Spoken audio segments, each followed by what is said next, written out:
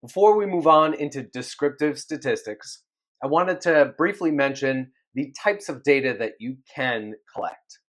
So we label all of our data into one of four categories: nominal, ordinal, interval, and ratio. Those four categories just kind of describe what kind of information we have gathered. Nominal data, because I love context clues. Nominal, N-O-M, nom, makes me think of the word name. So anything that's pretty much categorical, such as the color of your eyes, or the city that you live in, or your gender.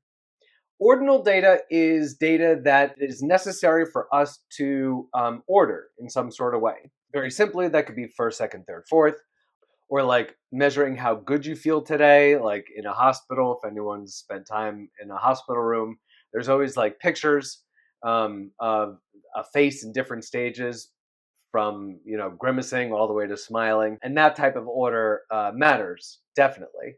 Or freshman, sophomore, junior, senior, those are ordinal. Now, interval and ratio data, those are very much numerical, not having to deal with like any sort of first, second, third, or any categorical stuff.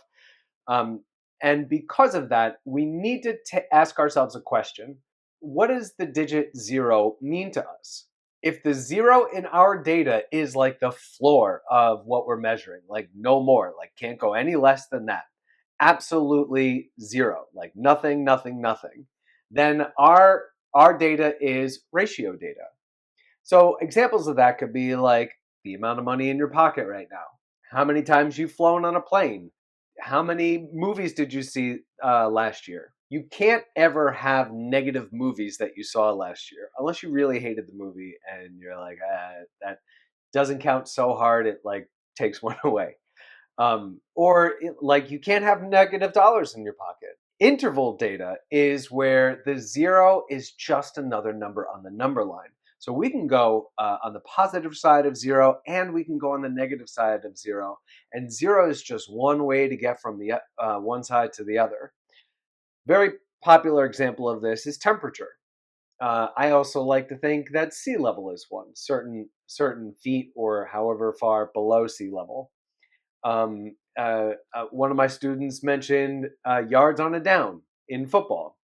For sure, you can get negative yards on a down, no doubt. By dividing up our data into these different categories, it helps us not only communicate our data to other researchers or other people working with us on our experiment or on our research, but also becomes very important when we start incorporating statistical programs like SPSS or RStudio.